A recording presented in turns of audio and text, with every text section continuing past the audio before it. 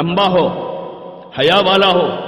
اور برقعے جو ہیں گھر سے باہر نکلیں تو پورے پردے کے ساتھ نکلیں، اور اس میں برقع ایسا ہو، پردہ ایسا ہو کہ جو حیا والا ہو۔ پردہ زینت کے واسطے نہیں ہے، وہ تو زینت چھپانے کے واسطے ہے۔ جسم کے اندر کی زینت کو چھپانے کے لیے علماء نے پردے کو طے کیا کہ پردہ کر دے۔ یہ خیر القرون سے حضور صلی اللہ علیہ وسلم کے زمانے سے چلا آ رہا ایمان والی عورتوں کا عمل ہے۔ اس زمانے میں وہ چادر لپیٹ دیتی تھی اپنے جسم پر، جیسے ہمارے برادران وطن غیر مسلم عورتیں ساڑی لپیٹ لیتی ہے، لمبی چادر ہوتی ہے وہ بھی، اور پرانی ساڑی ایسی ہوتی تھی کہ جس ساڑی میں بھی پورا جسم چھپ جاتا تھا، اور اوپر سے گھونگھٹ ہو جاتا تھا کہ چہرہ بھی نظر نہیں آتا تھا۔ اب وہ بھی فیشنیبل ہو گئی ہے۔ ہمارے یہاں پرانے زمانے میں عورتیں چادر لپیٹ لیتی تھی، پھر چادر نما ایک ایسا جبہ بنا لیتی تھی کہ اوپر سر پر ڈال دیا، جیسے ٹوپی والا برقع کہتے اپنے، کہ اوپر سر پر ٹوپی رکھ دی تو پورا جسم چھپ جاتا تھا اس سے۔ پھر اس سے اوپر مزید تھوڑی ترقی ہوئی برقعے میں، اور اوپر نیچے پورا کوٹ ہے، اوپر چھت ہے، جس میں پورا اچھی طرح سے پردہ ہو جاتا تھا، اور تھوڑا ٹھیک ٹھاک لباس تھا وہ، اور زینت چھپانے والا تھا۔ تو وہ تو ٹھیک ہے وہاں تک کہ اچھی ایسی بڑی چادر اوپر ہو، بڑی چھت اوپر ہو کہ ہاتھ نظر نہ آوے اور جسم کے اعضاء نظر نہ آوے، اس کی کوشش کرے، اللہ سے ڈرے۔ اللہ دیکھ رہا ہے، ہر وقت ایک بات کا خیال دل میں رہے کہ میرا اللہ مجھے دیکھ رہا ہے، اس لیے پردے میں بھی اس کا اہتمام کریں۔ چھوٹی چھوٹی رومالیاں، اور پھر برقعوں پر قسم قسم کی ڈیزائنیں، سفید رنگ کی اس پر بھرت ہے، سفید رنگ کی اس پر لیس لگائی ہے۔ بھئی یہ برقع تو آپ نے اپنی زینت چھپانے کے لیے پہنا تھا، وہ تو مزید آپ کی زینت کو اجاگر کر رہا ہے،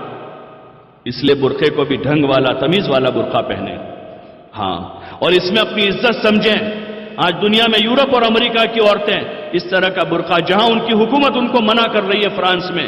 وہاں کی بیٹیاں، مسلمان بیٹیاں اپنا پورا برقع پہن کر جا رہی ہے۔ لاکھوں روپے کی تنخواہ کی نوکریاں چھوڑ دی انہوں نے کہ ہم نہیں کریں گے ایسی نوکری جس میں ہماری عزت پامال ہو جاتی ہو۔ پورا برقع پہن رہی ہے وہ، ان کے دلوں میں اللہ کا ڈر ہے، وہ اللہ سے ڈرتی ہے، اور پوری عزت اور فخر سے کہتی ہے کہ ہم مسلمان ہیں، ہم پردے کے ساتھ آئیں گے۔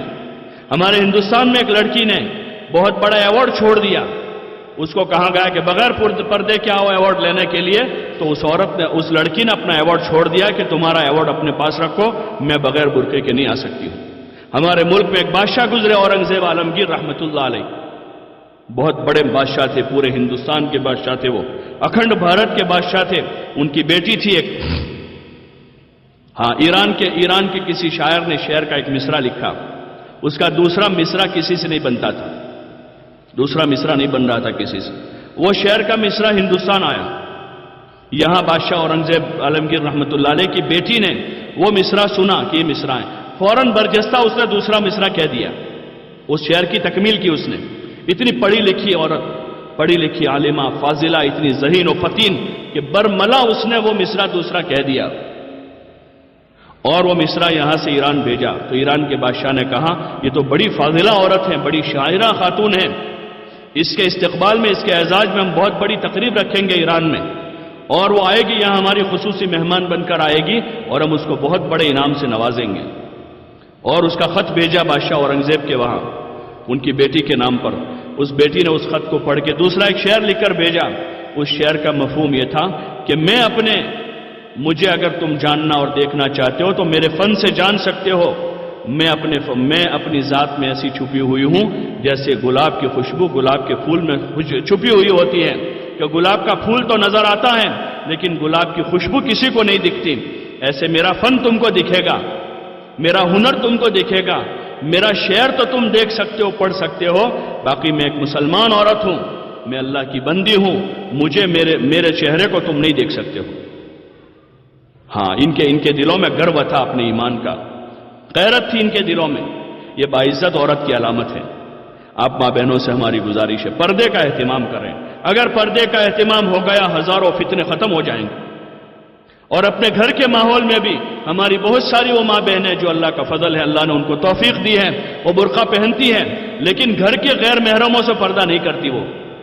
چچا زاد بھائی سے، مامو زاد بھائی سے، پھوپھی زاد بھائی سے، خالہ زاد بھائی سے، دیور سے، جیٹھ سے، اور اس نوعیت کے اور جتنے غیر محرم رشتہ دار ہیں یا غیر رشتہ دار ہیں، ان سے بھی پردہ کریں، یہ اللہ کا حکم ہے، یہ اللہ کا حکم ہے، اس کو پورا کریں گے زمین پر، اللہ کا بڑا حکم زندہ ہوگا دھیرے دھیرے. جیسے اللہ کا فضل ہے، اللہ کا بڑا کرم ہے کہ ہمارے یہاں بہت ساری جوان بچیوں نے اچھا پردہ کیا ہے، پورے برقعے میں ہوتی ہیں وہ. عورتوں میں تعلیم کا ماحول بنا ہے کہ عورتیں قرآن پڑھنا سیکھ رہی ہے، اپنے ضرورت کے مسائل سیکھ رہی ہے. یہ خوبیاں ہیں، اس سے کوئی انکار نہیں کر سکتا ہے. لیکن جو کمیاں رہی ہیں اس پر ہم خود غور کریں، خود فکر کریں کہ ہم ان خوبیوں کے ساتھ مزید اپنی خوشی غمی کے موقعوں کے ان رسم و رواج کو ختم کر کے، اور جتنا دیگر تھوڑا بہت جو بے حیائی کا ماحول بنا ہے اس کو ختم کر کے اس پر کوشش کریں کہ 100% ہماری ماں بہنیں، ہماری بیٹیاں جو ہیں وہ اس فریضے کو، پردے کو زندہ کر کے اپنے گھر میں رہیں.